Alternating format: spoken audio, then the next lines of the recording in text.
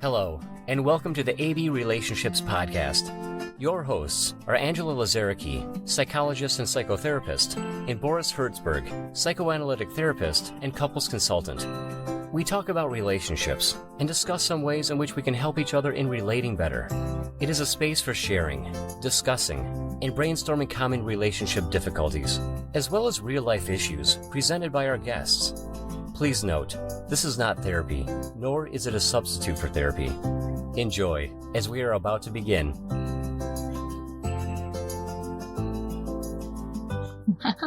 Hello, everybody.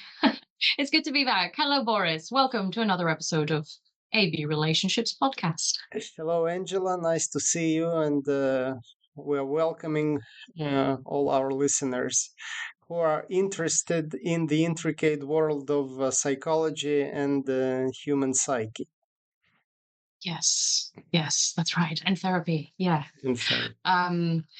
We have what I think is a very interesting topic for today.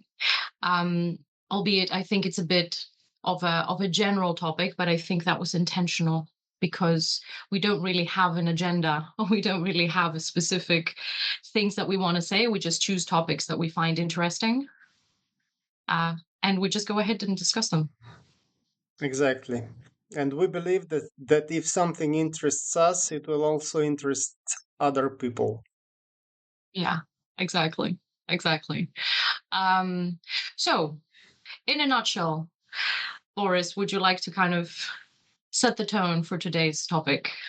Yes, let's do it. Also, the people who are watching us on YouTube can see it in the name of the episode, written just above our heads. So it wasn't this intriguing to introduce this topic, but let's say it out loud. Our topic today is find the answer to the question, am I crazy? Yes. And by saying, am I crazy, I don't mean me specifically, but putting it in general. How do we know that we aren't crazy? And maybe there is something good about being crazy, and maybe crazy, the word crazy is a bit too stigmatized, and maybe we will explore also some positive sides of it.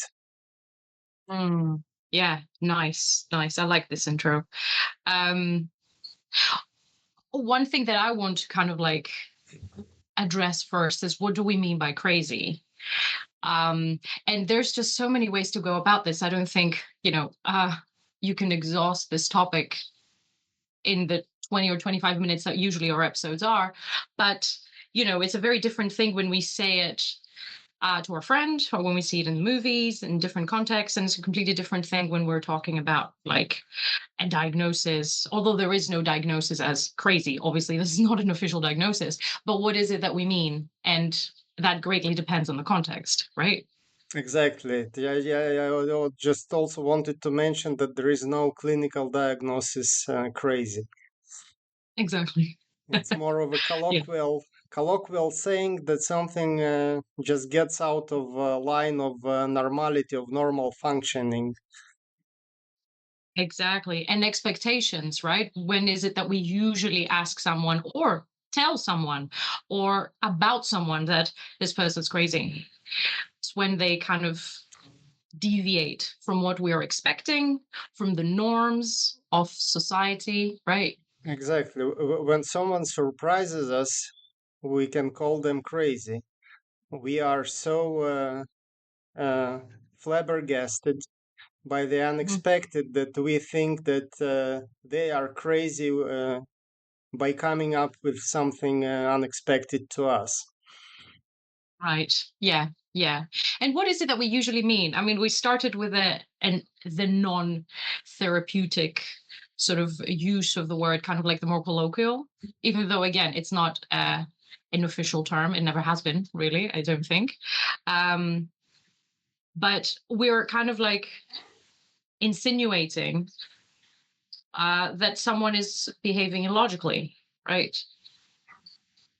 It's also our way, when we are calling someone crazy, it's our way of rationalizing for us that this person is out of the ordinary and we cannot deal with them in a normal way. So Mhm. in a way, calling someone crazy is excusing ourselves from dealing with something that this person brings that seems illogical to us or unwanted to us in general. Excellent point. Yes, yes, yes. It's a term that is usually used on many occasions, right? Whether we're talking about in a workplace or friendships or relationships or families, right? It's kind of like distancing ourselves from what the person is saying, from possible, consequences and responsibilities that they're bringing with what they're saying. Yeah, it can be used very dismissively, isn't it? Of course. Hmm. Okay. So if we are to kind of take it a little bit closer to what we're doing as therapists, right? What does that mean when we start kind of wondering about ourselves or about other people? Is that person crazy? Do they need help? Do I need help? Yes, first of all, I think it's natural to wonder whether we are crazy or whether we are normal or we are functioning normally. I actually think it's a sign of mental health to question our mental health because it shows that we can be vulnerable sometimes. Sometimes we are not dealing with reality um, as successfully as we would have wanted to. So I think this question, when directed towards ourselves, actually shows a measure of mental stability that we are ready to accept. Even if the answer is positive, we are ready to accept it and to wonder about it and to think how to deal with it.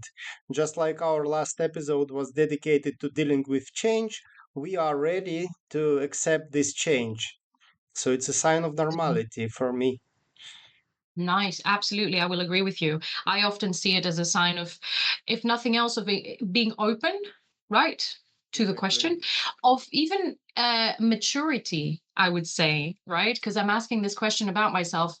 Obviously, something has triggered me to ask that question. I have noticed something, I have experienced something, or a pattern of things that brings me to the point that I ask myself, like, am I crazy? Right. And that can be, it doesn't have to be, but it often is the first step to then start this self inquiry that can lead to therapy. Again, it doesn't have to, but it often does. Uh, yes, I would also, listening to you, I'm thinking that I would also like to differentiate when we are asking this question ourselves, am I crazy?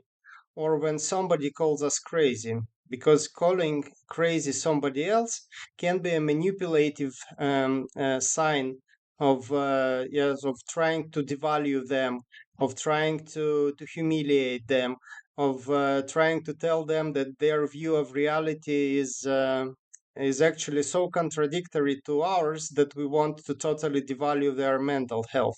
So I think it's totally different thing when somebody calls or implies that we are being the other, are crazy. Yeah, no, that's a really good point. And it spills on to something which is like very popular the past few years, what we call like gaslighting, Exactly. which can be another whole episode in and of itself, actually. I think We that would be must do it. super Yeah, interesting. yeah, I Yeah, agree. yeah. But you're absolutely right in differentiating that, because it has been used on many occasions as something which is kind of manipulative and trying to manipulate someone. We even have like very, very famous books, so many books and novels that have been written now, kind of like going through my mind that, oh yeah, yeah, yeah, some stories and novels and everything that have been written based on exactly that. So that's a different story for sure, and we can talk about that in a different episode. Actually, let us know if you want us to talk about that. That Please would be do. great. Questions, comments. Um, yeah, but when it comes to the self inquiry, like when we are starting to wonder if there is something wrong with us, um, like, am I crazy? Am I wrong? Am I normal? right? What some of my clients ask themselves or believe about themselves. Am I damaged? Right? Okay. Big questions. So if I can just kind of like go a step further from that, how do we know, providing that we have started asking these questions about ourselves, like how do we know when to actually go somewhere to see somebody, a counselor, a therapist, whatever it is? Yeah, When is a good time? when I was thinking about our episode, I actually remembered Freudian definition of what is mental health, and I find it uh, very long lasting, and it can't be, even though it was voiced more than 100 years ago. I think it's one of the things that are still relevant today and will be relevant in the future.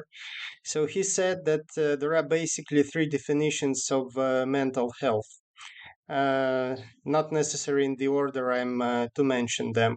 The first is the ability to work, to earn money, to function.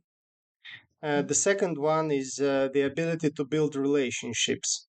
So if one is able to love or to feel love or to be in any kind of significant relationship, to be in a family relationship, it's an indication of mental health. And the third one, what he called play, an ability to play, and translating it to an adult language is being able to enjoy life, to experience happiness, to feel the childlike in our perception of life. So I personally find these three definitions very useful in establishing whether we need help, professional help, because if we fail seriously, again, according to us, according to our perception, in either of these fields or in several, or in all of them, so I think it's a good sign that we might seek for help. Mm. Very nice. Very nice. I like that. It's very concrete. I'm not trained in psychoanalysis, so I wasn't aware of that definition, but it sounds pretty good. What what a lot of the times we used in my sort of like studies, university training and everything is exactly that point of functionality. I think my studies were more kind of like CBT, like cognitive behavioral and things like that, but we it did come back down to kind of, can I be functional?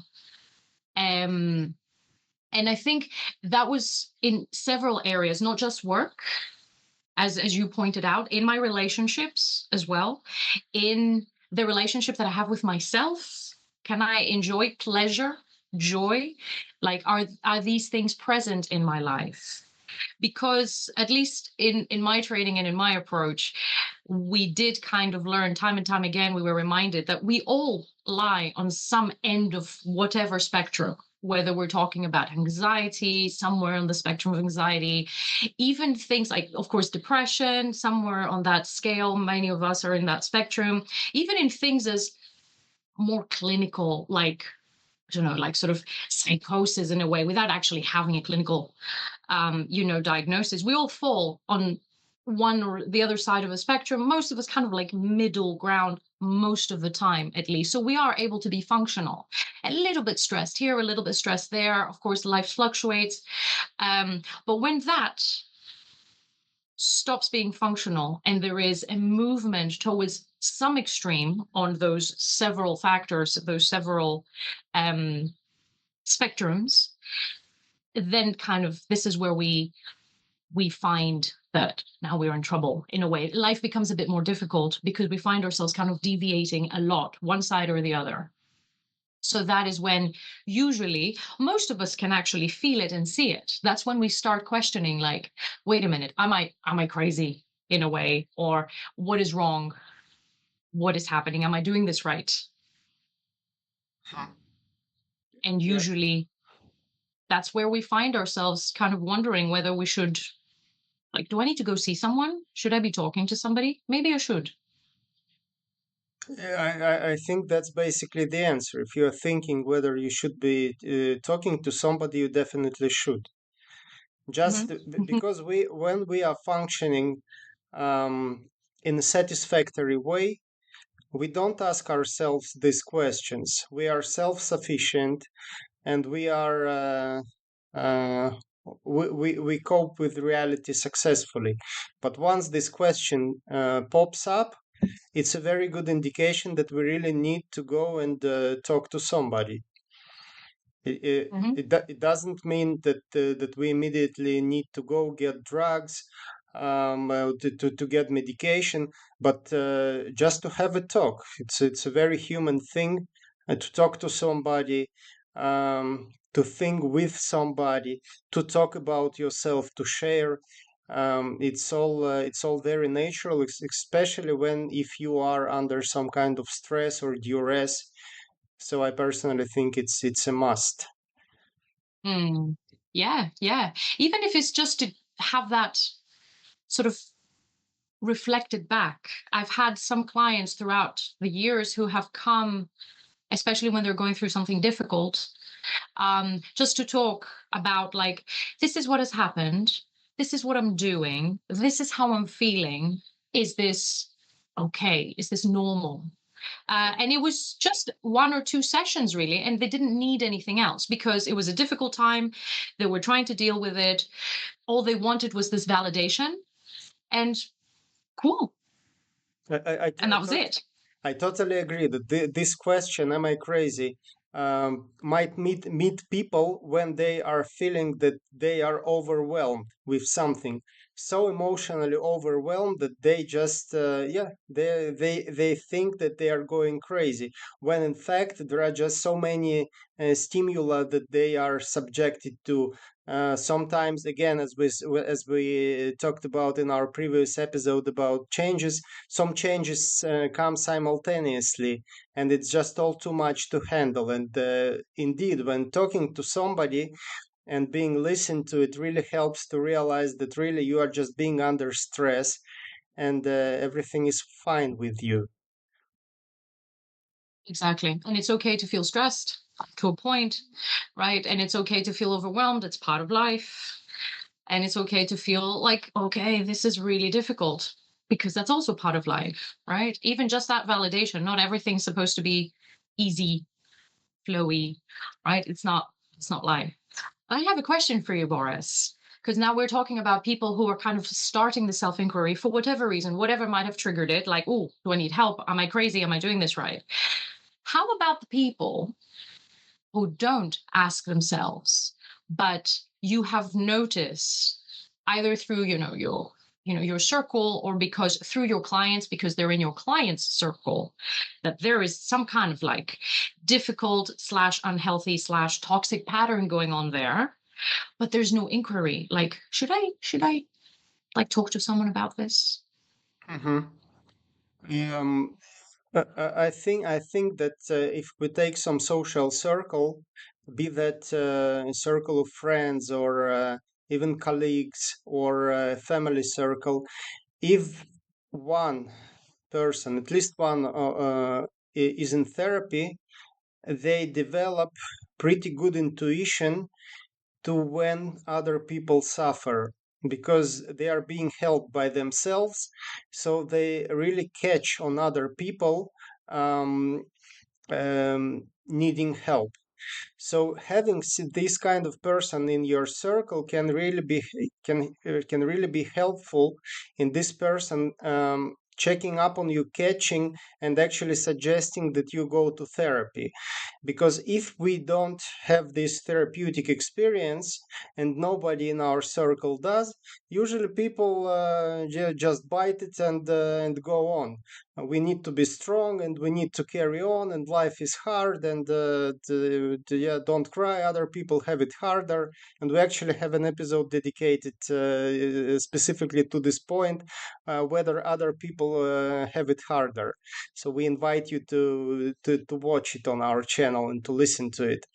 Yeah, so it's helpful to have somebody knowledgeable about psychology therapy in your circle.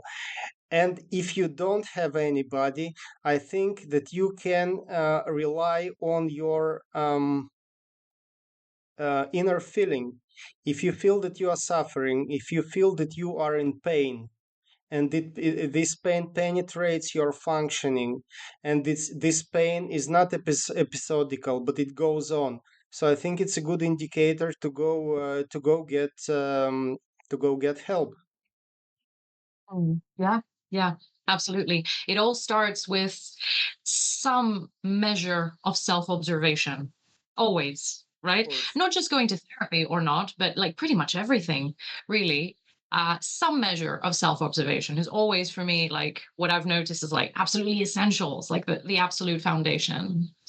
Yeah, yeah. So some Go on, people you wanted to say? are very self-reflective. They are interested Yeah. in themselves, so they also establish contact with other people easily. Not always, but sign of being interested in one person, even if if this person is you, is a sign of Mm. being communicative. And some people are not like that. They are less interested in psychology. They are more practical. They have a different set of minds. So I agree that this kind of people probably find it harder to go for help. And also, they might expect that they need some concrete help. It should be medication, or it should be some very strict protocol of how to fix them. Even they use this word to fix as if they are things and not people. So it's okay if you belong to either category, and if you are different, it's okay. Just really some degree of self-observation is helpful. Yes. Oh, yeah, absolutely. And oh, you just made another excellent point about now that could be another episode about the language that we use, right? um like because that word to fix it is something that I hear so often from my clients, even clients who've been in therapy for quite a while, actually, because it's such a it has such a stronghold a lot of the times, and how we see the world, or how we have been taught to see the world, right? It goes right hand in hand with this kind of like belief that many of us have, which is not always conscious, that something wrong with me, I'm damaged, I'm broken, whatever, right? So I need to be Exactly. fixed, Yeah, exactly. right? That would be a nice episode. Yeah, we should write that down. Kind of like the language that we use to describe ourselves. Such a big topic. Yeah. But if we are to come back to this topic, kind of like it as a closing comments, um, I would like to kind of touch on, of course, this is too big to kind of go into detail right now, but to touch on what might be um, blocking us or stopping us from going to therapy. Because, it's still so stigmatized, right? You, Isn't you it? you you are reading my mind. I'm having some thoughts, and you are just asking the question that lead that lead to these thoughts. Um, so basically, it can be shame. If we feel that we are damaged and something is wrong with us, so we are feeling ashamed about it, and we want to self disclose. We want to leave it in private. So it might actually block us from sharing, from getting help, from discussing it, and it can be a blocking point. So if you feel that something is not right at this stage of life in your life, and you also feel ashamed, it's just totally okay to acknowledge this shame. Not necessary to act on it, to just to close, to block yourself from getting help. Just to acknowledge this shame as a natural feeling on the way of getting help from a professional. Very nice. Yeah, yeah. And often shame also will stop us from sharing our pain from our friends, family, even people who are like in our lives already, not even a professional. Yeah. And there still is obviously a lot of stigma when it comes to seeing a professional, whether it's counselor, therapist, psychologist, psychiatrist, whoever it is, right? Mental health professional. It's getting a little better. Well, a lot better, It's if I'm being getting honest. Like better, yes. It's getting better. Western countries, whatever, Yeah. countries that we usually group as the Western countries, for sure. I see a big difference in men as well, as I've been doing this for like more than 15 years now, and I have way more male clients than I had before, which is awesome. I totally agree. There is much more awareness in the recent years, but still, I agree with the stigma, because for someone to go get help, or just to talk to somebody, means to acknowledge that something is not okay with them, that they need to rely on somebody to get help, and it can be very painful for some people to do so. Even for the people who are curious to try therapy, or just to, yeah, basically to talk to somebody about them, because this is basically what therapy is about. We don't talk about ourselves as therapists. We are listening to our clients, to their stories. And I heard somebody joking that they're paying their therapists for so that the therapist doesn't mention how it is in their life, so the therapist doesn't compare themselves with the client. So um, it's Wow. okay. Yeah. Yeah, it's okay. I think it's important to acknowledge this difficulty. um, yeah. Yeah. Yeah. And to start very gently, kind of like accepting the fact, because it is a fact, right? That if I need some extra support at some point in my life, if I need a little bit of extra help because I find myself in a situation that is overwhelming, that is intense, that I don't know how to handle because I've never been here before, right? Very normal. Um, Wanting to talk to someone or contemplating about it, it doesn't make you crazy. It doesn't mean you're crazy, right? We don't really use that word. It used to be a word that was used maybe by professionals as well, but that was a long time ago. Now Yes, we have maybe in the much a better. 19th century, but even then I am in doubt. Yeah. Yeah, I mean, they used to use different words, didn't they? But I mean, it's not important now. It's definitely, it doesn't mean that we are crazy, weak, useless, or anything like that, because that is often, I mean, you mentioned shame as something that comes up, and you're so right. And maybe it might be worth kind of like mentioning a little bit. What do we mean by shame? Because it might not be very clear for all of us.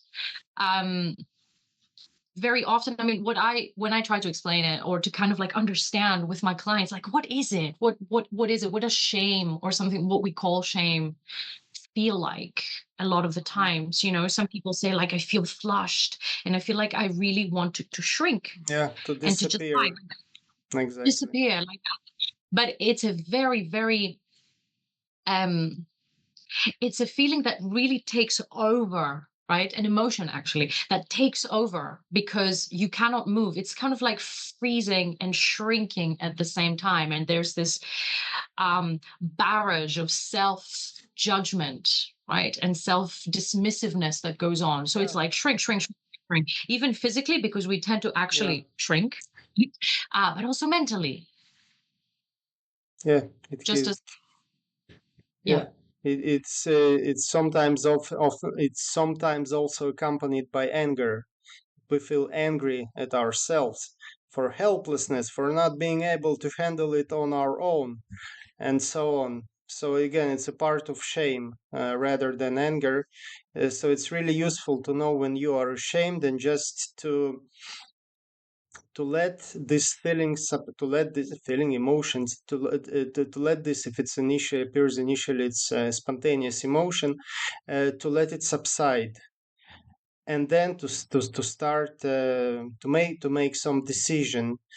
Another thing I wanted to mention, of course, it's totally not okay when somebody calls us crazy, but if your circle, close circle, people who are important to you and you are important to them, um, start saying that you need some help, that something is wrong, and they are mentioning to you what's not working, and you see that they really want to help, not to devalue you, not to gaslight you, but really to help.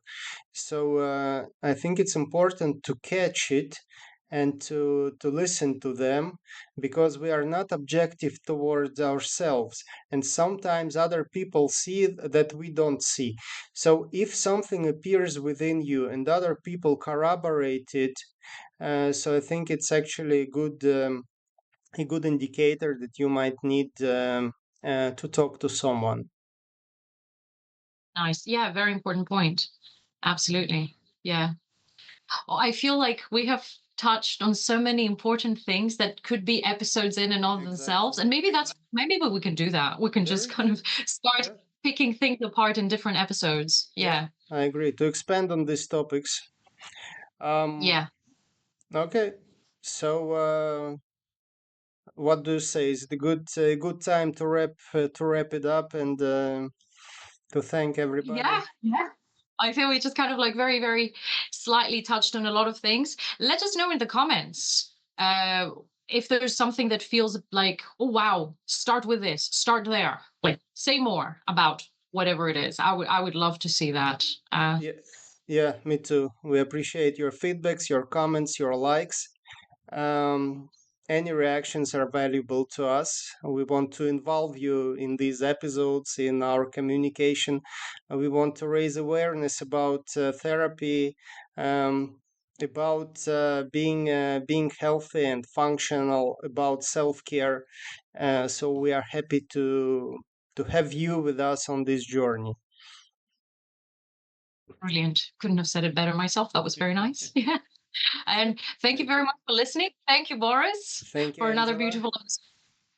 Yeah, and we'll see you all next time. You were listening to the AB Relationships Podcast. If you enjoyed it, please share it with your friends and subscribe to be notified of the new episodes.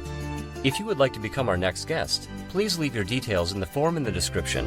If you have any questions or would like to talk to the hosts, please also refer to the description.